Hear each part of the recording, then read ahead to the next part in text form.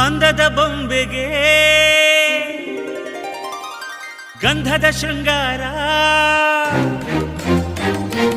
ಅಂದದ ಬೊಂಬೆಗೆ ಗಂಧದ ಶೃಂಗಾರ, ಚಂದದ ಬೊಂಬೆಗೆ ಹೂವಿನ ವಯ್ಯಾರ.